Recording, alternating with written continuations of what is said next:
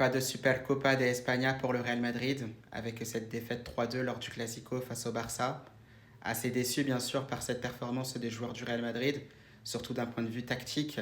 C'est vrai qu'il y avait eu pas mal de changements, notamment en défense, où finalement tu retrouvais Chouameni en défense centrale, un Raúl Asensio un peu plus à droite.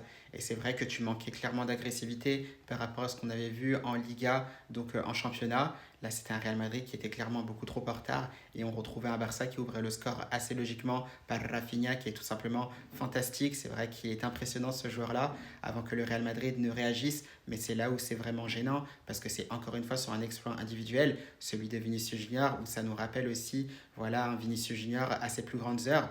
On espère que ça continuera comme ça par la suite, même s'il n'y a pas eu la victoire. Sinon, c'est un but à l'arrache avec Gonzalo Garcia. Donc c'est un Real Madrid, encore une fois, qui manquait de cohérence, toujours ses difficultés à ressortir les ballons de derrière. Et ça s'est encore plus vu avec un Barça qui nous étouffait, qui nous acculait vraiment dans notre but avant d'inscrire un deuxième but aussi. Je crois c'est par Robert Lewandowski où ça va très très vite. On retrouve un Real Madrid qui est toujours en difficulté sur l'aspect défensif. Ça, on l'avait dit notamment en avant-match. Et face à des équipes du niveau du Barça, ça ne pardonne pas du tout. Et justement, ça se joue sur des détails. Et effectivement, on va perdre cette finale.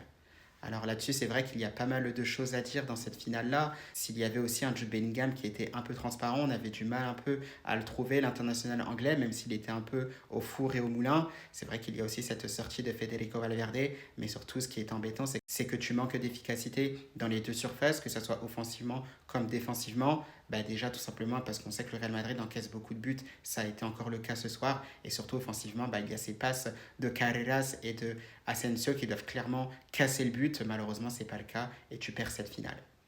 Donc assez déçu. Malheureusement, voilà, il y aura aussi encore d'autres titres en jeu. On espère que le Real Madrid saura se ressaisir parce que voilà, si on continue comme ça, on file clairement sur une saison blanche comme attendu. C'est vrai que par rapport à ça, je disais qu'il ne fallait pas forcément s'enflammer sur ce que proposait le Real Madrid récemment parce qu'il y a encore beaucoup de travail. Là, c'est encore le cas avec une nouvelle défaite dans un classico.